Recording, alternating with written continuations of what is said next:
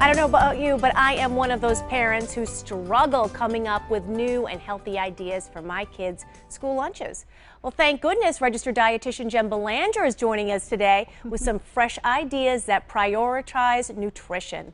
Hi, Jen. Hi, Lana. Thanks for having me. Oh, Jen, perfect timing. School starts in a week or two. Oh my gosh. A lot of parents are thinking about what they're going to make for their kids, and a lot of kids are tired of the standard sandwich. Yes. I'm wondering if you can share some of the fresh ideas you have for school lunches that are not sandwiches. Sure, of course. So one thing I just want to say about the sandwich is that it is a pretty balanced entree. So if you are a family that does sandwiches, that is totally fine. You've got your grains, usually a protein, maybe some cheese in there for dairy.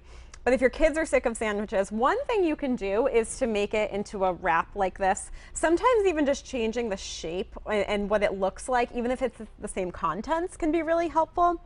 But again, you know, it is sort of the same thing. So what else can you do? Right. Pasta salad. Great option for kids. You can get a lot of food groups in here. You can actually find protein fortified pastas now too. I think a lot of concern that parents have is, well, it's just carbs, it's just grains. You can get a protein fortified pasta or even the legume pastas made out of chickpeas or soybeans. My daughter loves those soybean pastas. Lots of vegetables in there, olive oil, Parmesan cheese, awesome. Yeah, and that gives it a little bit more of a nutritional pack with that fortified pasta. Definitely, yes. I like that option. Yeah.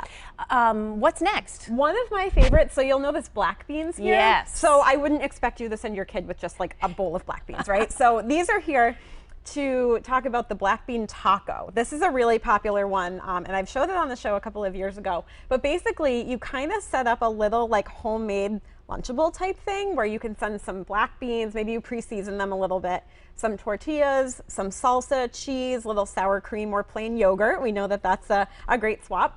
And they can make their own little bean tacos. You could do that too with leftover chicken or leftover, I don't know, steak if you had it. I love this idea. My kids adore tacos. I mean, you could even just get a rotisserie chicken if you're pressed for time, slice it and put it in there, and they can assemble it as they wish, which is huge. Rotisserie chickens are one of like the best tools to have in your toolbox. Like you can eat it for dinner, then you can make a soup and you can use the leftovers. Like awesome. Yeah, definitely. What about the nuts over there? So I just want to highlight that the lunch really does need to have some sort of protein or fat source to help keep your child full.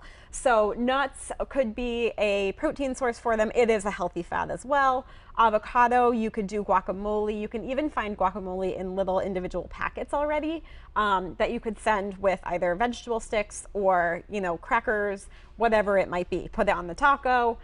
There's also hummus and peanut butter there for options for protein. That's great. Now, another important food group that we can't overlook when it comes to school lunches is vegetables, right? Yeah. So let's talk about incorporating those vegetables into a dish. Yeah. I find that so many of the families and the kids that I work with are just not eating either any vegetables at all throughout the whole day. Gasp.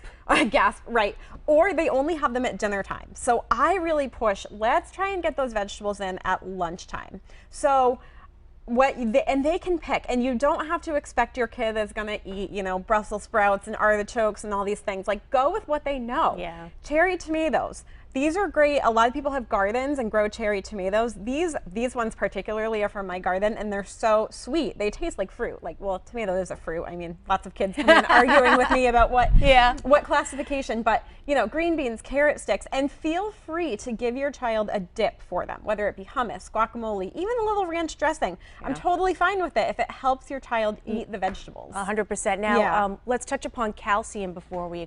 I really want to hit home on the dairy group. So a lot of kids are not getting enough dairy. And calcium is such an important nutrient for kids in that like 9 to 18 range. That's when the bones are really building and they're going to have the best bone mass that they ever have. So calcium, kids really need 3 to 4 good servings of calcium every single day. So there's yogurt there, there's cheese. The chocolatey thing you see is a smoothie. And what makes it chocolate is unsweetened cocoa powder, so no added sugar. The key with smoothies, you could even use that for an entree as long as it has protein in it. So I use plain yogurt and milk for protein. So we really want to be hitting that yogurt. You'll notice, or not yogurt, but dairy in Yep. general.